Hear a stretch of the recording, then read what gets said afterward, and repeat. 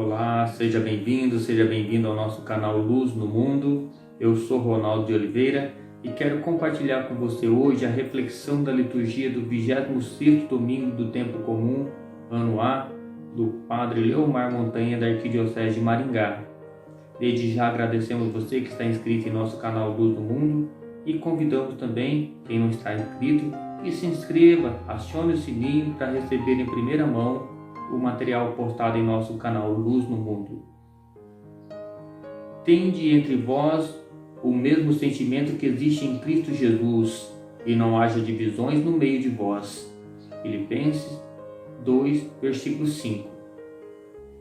Na liturgia deste domingo, o 26º do Tempo Comum, na primeira leitura, Ezequiel 18, 25 a 28, o profeta Ezequiel nos chama a atenção quanto à boa conduta e quanto à nossa responsabilidade em fazer a diferença diante de um mundo degenerado.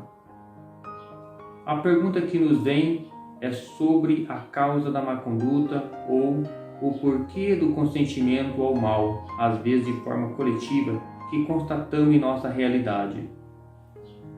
O Papa São João Paulo II nos ajuda a responder esta questão. O consentimento ao mal, que é um sinal preocupante de degeneração intelectual, espiritual e moral, não só para os cristãos, está produzindo em numerosos contextos um desconcertante vazio cultural e político que torna incapazes de mudar e renovar. Enquanto as relações sociais não mudarem e a justiça e solidariedade permanecerem ausentes e invisíveis, as portas do futuro fecham-se e o destino de tantos povos ficam aprisionados num presente cada vez mais incerto e precário.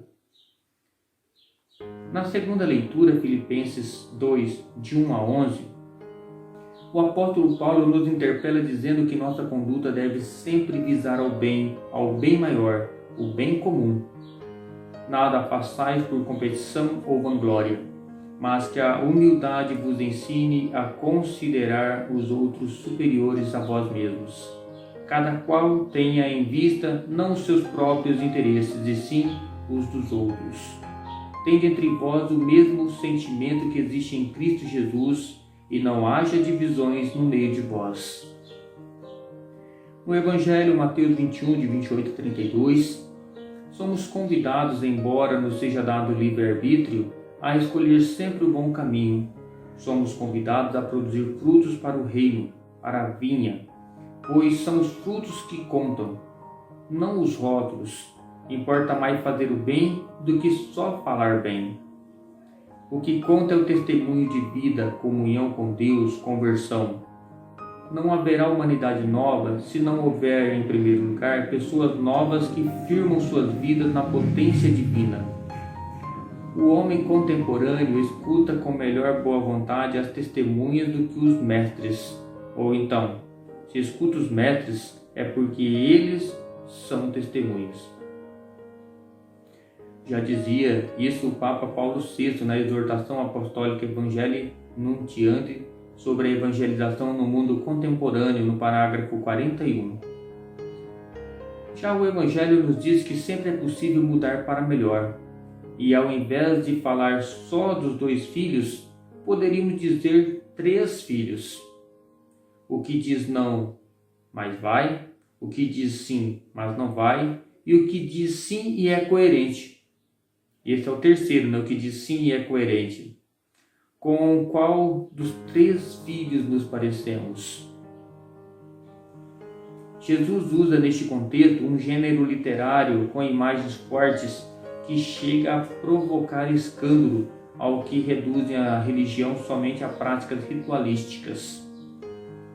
Dizer que os cobradores de impostos e as prostitutas os precederiam no reino é como se hoje disséssemos que Marx, Che Guevara, Evo Morales, Hugo Chávez e muitos outros líderes do Brasil e da América Latina, demonizados por uma classe que se diz cristã e os consideram violadores da lei ou pecadores públicos, fossem mais coerentes com o projeto do reino, mais sensíveis com as causas humanas, com a justiça social e etc.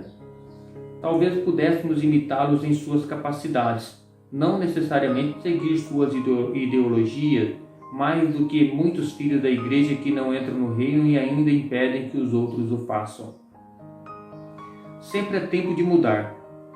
Tomemos cuidado, pois, com os que são muito solícitos em condenar a mulher adúltera, a pobre e excluída, mas coniventes com Herodíades, rica e que detestava João Batista, vez e voz dos pobres. Querido irmão, querida irmã, boa reflexão e que possamos produzir muitos frutos para o reino de Deus. Um grande abraço e louvado seja nosso Senhor Jesus Cristo, para sempre seja louvado. Um abraço.